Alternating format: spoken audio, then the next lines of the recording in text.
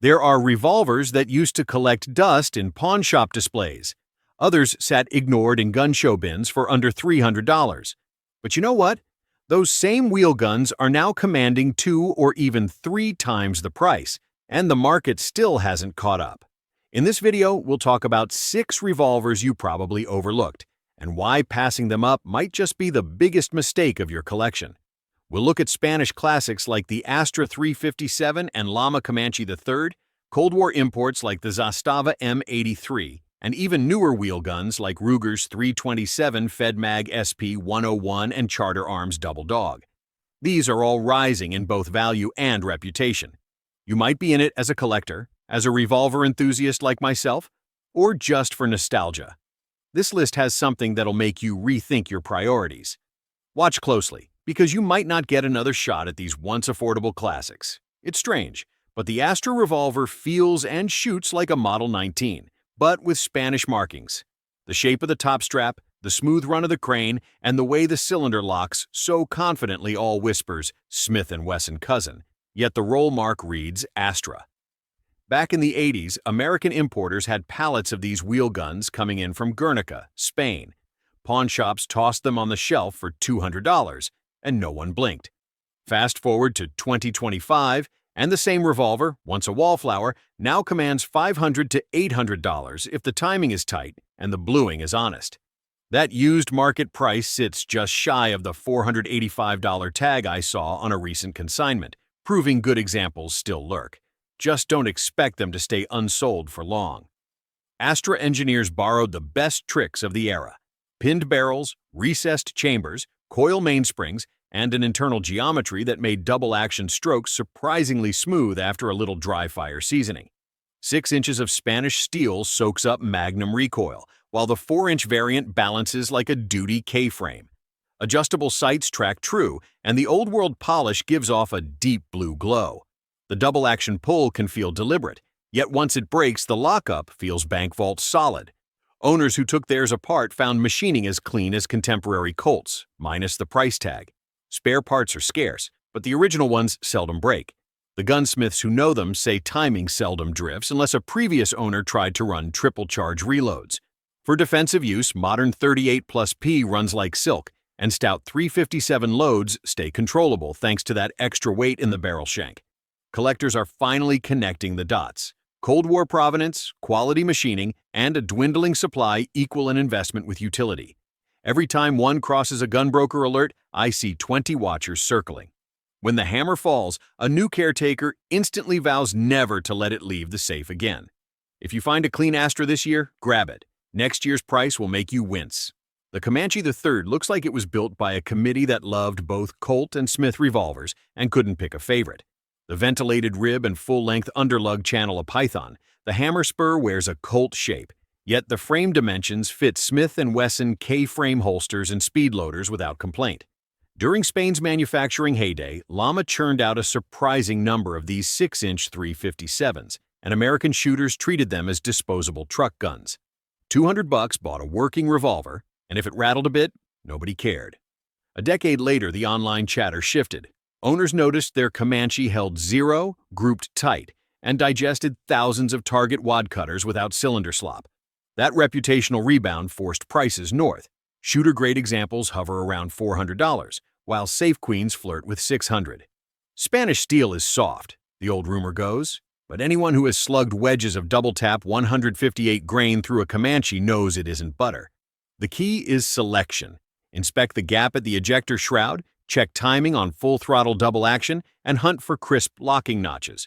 Do that, and you'll discover a revolver that empties K-frame speed loaders into the cylinder without fuss.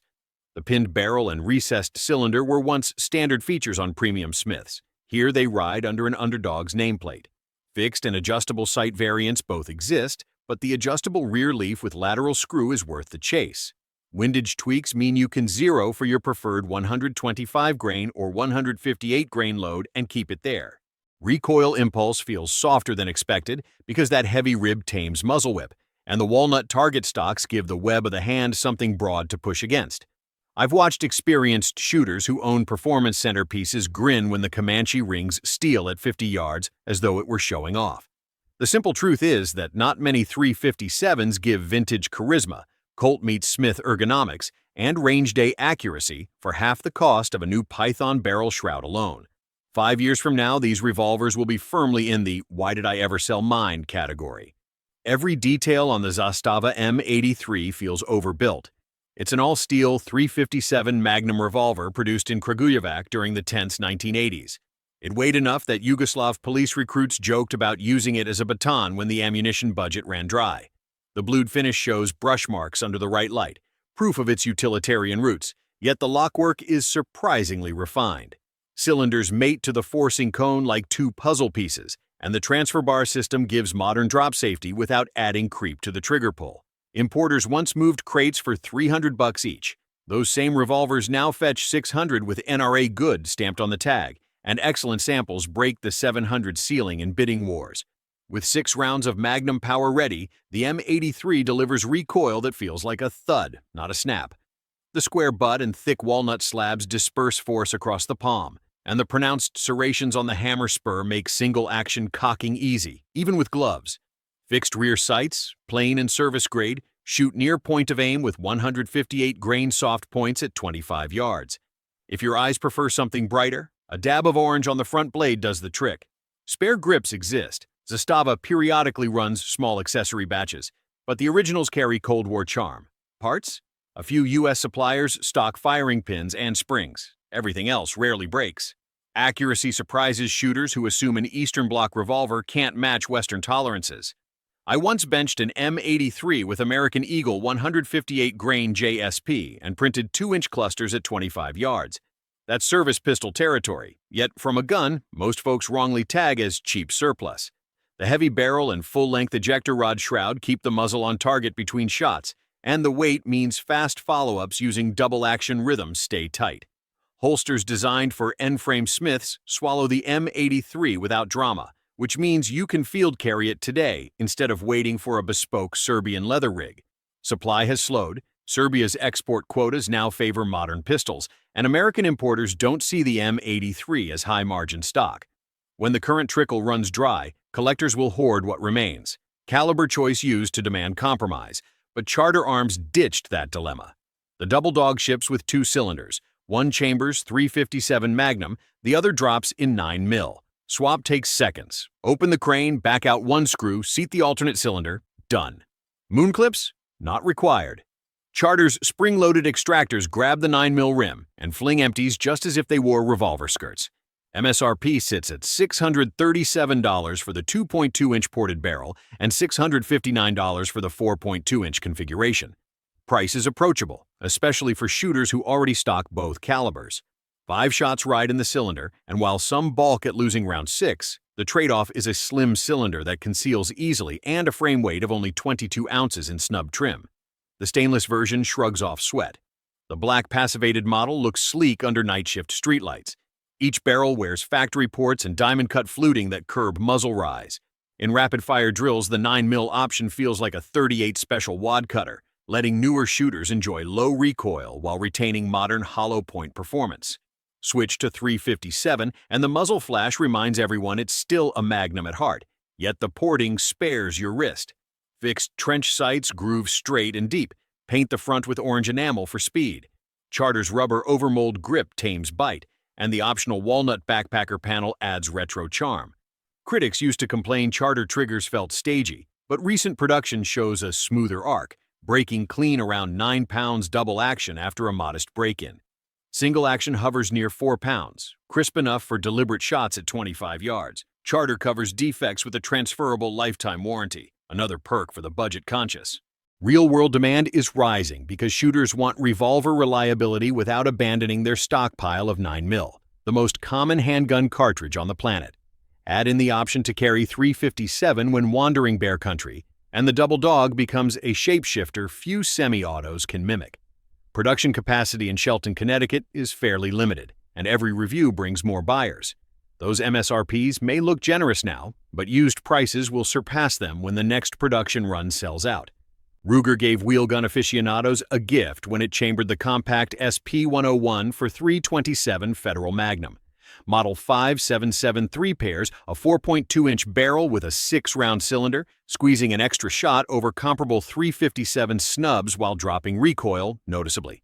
MSRP is $979, though many dealers list a bit under that. The satin stainless frame weighs 29.5 ounces, enough to dampen muzzle flip without pulling your belt toward the center of the earth. Versatility defines this revolver. Aside from its native 327 load, which propels 100-grain JSP rounds around 1,500 feet per second, the cylinder accepts 32 H&R Magnum, 32 long, 32 short, and even 32 ACP. 4 functional power levels mean you can plink quietly with 32 long wad cutters, train economically with 32 H&R, and then stoke full house 327 when the trail leads through hog territory. Range data confirm the gun's capability. Sandbagged 5-shot strings average 2.27 inches at 25 yards. That accuracy comes courtesy of a tight 0.003-inch barrel cylinder gap and Ruger's triple locking system anchoring the crane, rear, and bottom of the cylinder simultaneously. Fiber optic green pops against dark timber or dim indoor ranges, while the fully adjustable rear sight lets you dial elevation for every load. Ruger's rubber grip with hardwood inserts conceals a palm-filling backstrap without exposing steel. Trigger pulls run stiff from the factory, around 11 pounds DA, but a Wolf spring kit costing $10 trims, that to a manageable 9 pounds without risking light strikes.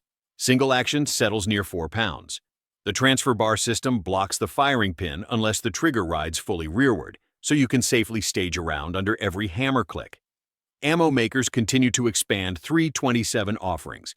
Bare loads now feature 130-grain hardcast, and Federal's trusty 85-grain Hydra-Shook gives defensive shooters options. Should future shortages strike 38/357 shelves again, 32 caliber lanes stay clear because fewer shooters compete for stock. Roll flexibility, ammo availability, and extra capacity make the SP101 Model 5773 a compelling hedge. When Ruger trims its catalog, as every manufacturer eventually does, this variant will vanish first because it serves a niche subsection. Dan Wesson's return to double-action glory arrived in a padded case with 3 barrels, a wrench, and whispers of silhouette-match dominance. MSRP for the full pistol pack is $1,999, yet some outlets list the single-barrel 6-inch version just north of $1,000. Either configuration represents serious hardware.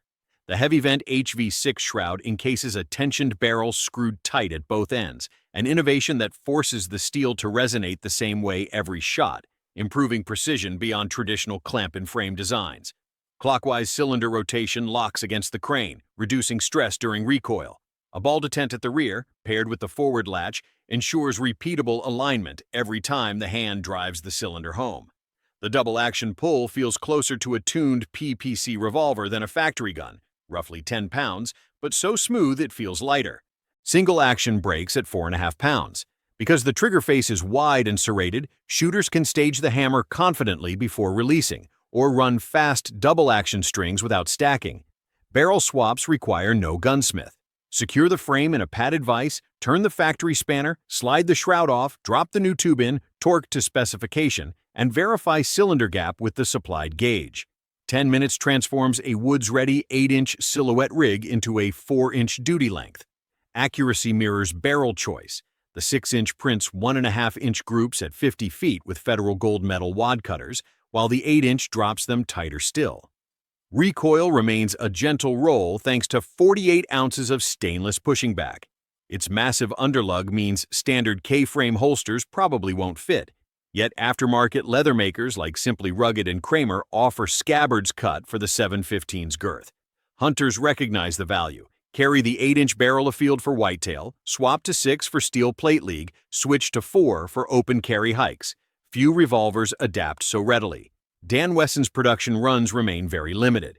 CZ USA focuses on quality, not volume, and each batch disappears fast. Secondary prices on old blue pistol packs already hover near $2,000. The stainless HV6 will follow. Pass one by today, and tomorrow you'll scroll auction listings realizing you've been priced out.